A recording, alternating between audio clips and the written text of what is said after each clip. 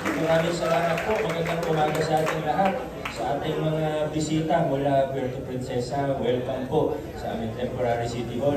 Pasensya na po, medyo nagsisiksikan po tayo dahil baka umulan. Kinakabahan sila Sir Patrick kanina, baka umulan. Kaya dito na lang muna tayo sa loob magsiksikan. At least kung umulan ay safe tayo. Vice Mayor Dodot, sa ating mga konsehal, sa ating mga kawani ng ating lokal na pamahalaan, sa ating barangay officials, maraming salamat po sa inyong oras. Kung napaaga kayo, usually 7:30 ang flag racing, pero naging 6:30 po para sa inyo ngayong umaga. Salamat sa inyong oras.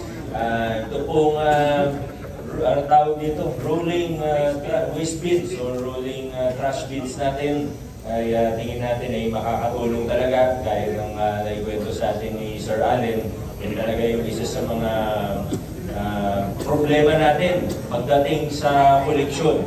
Siyempre, gusto natin maging mas consistent ang ating koleksyon at ayaw natin nakatambak kung saan-saan. Sa totoo, ang isa sa challenge natin, nahihirapan tayong sitahin yung mga naglalabas mula sa looban. Diba, binabayaran yung bata para maglabas ng basura. Ang hirap pulihin kasi pag nandun na sa labas, pag nasa main road na nakatambak, hindi natin alam kung sino yung nagdala doon. Hindi naman tayo pwede manghula ng kung hindi siya caught in the act, pag nandun na siya, hindi natin masabi. So ito, binibigyan natin ng chance ang ating mga kapitbahay na magtapon ng maayos sa maayos na lugar. So ito pong rolling bins natin, nasa 1,400 pieces po ito. Pero 1,400 pieces na ito-turn over po natin sa ating mga kapitan, sa ating mga HOAD. Ito pong 1,400 pieces na kapag-identify na ang ating Solid Waste Management Office ng paglalagyan nito. Sir Allen nag-identify na yung mga area kung saan nahihirapan tayo, doon po yung priority na paglagyan natin ng mga rolling bins. So, obserbahan po natin, tingnan natin sa susunod na mga linggo kung ano po ang magiging status natin sa paglabas ng basura. Hopefully, makatulong po talaga ito. Bilang panghuli na lang po, nais kong magpasalamat ulit sa lahat ng mga kasama natin sa iba't ibang opisina, departamento. Alam naman natin, pag tag-ulan, minsan nagdedeklara ng walang pasok. Nung kailan ba yun? Nung Martes ba yun? O nung Lunes? Tama, Lunes, nung nakaraang linggo, nagdeklara ng walang pasok, pati sa LGU. Kaso hindi naman masyado malakas ang ulan, Hindi naman talaga perfect ang pag-forecast, yung pag-predict ng panahon. Nung ako po, pumasok pa rin, at alam ko marami sa inyo ay pumasok pa rin. Ipapasalamat po ako dun sa mga nagpusa. Kahit hindi po sinabihan, alam niyo naman pero sana gawin po tayong lahat, na kung alam naman natin na may time sensitive, may deadline tayo, may kailangan talagang gawin,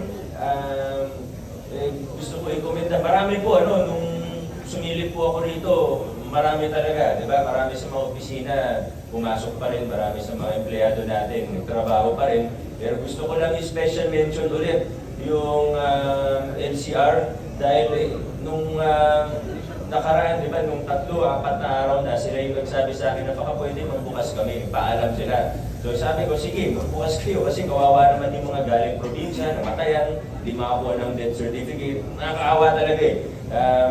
Pero nung nakaraang hindi na sila sinabihan, hindi na rin sila nagpaalam, basta pumasok at nag-post na lang sila ng opisina. Kaya maraming salamat.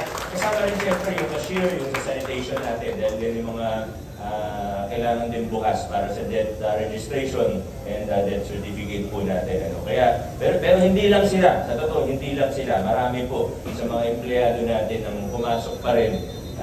Kahit na hindi na sila sinabihan, nag-usap mo sila. Maraming salamat. Have a great week, everyone. Happy Monday po sa ating lahat. Adjourn na po tayo.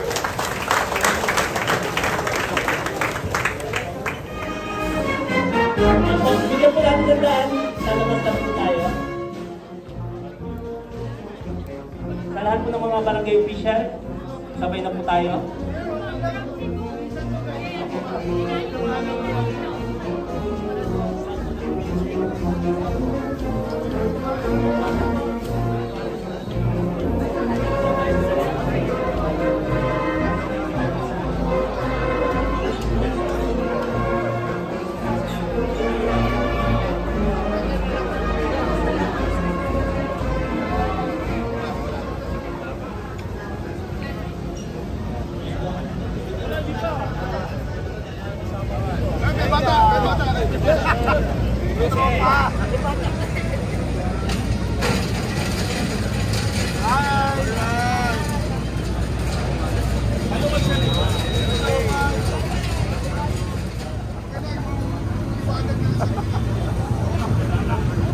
Pumayag naman siya ng buhay.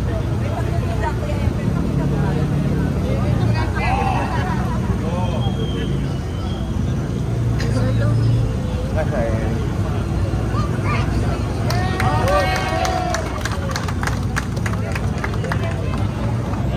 Tama ka,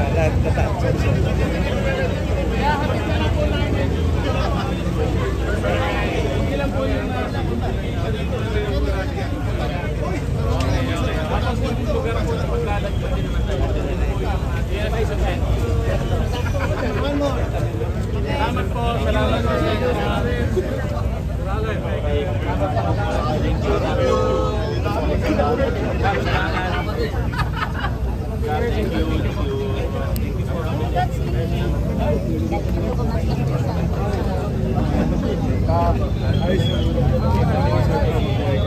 Buhay kayo mga idol.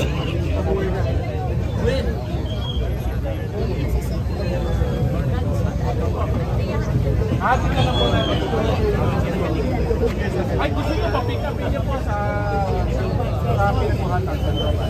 Pero lahat na lang po namin.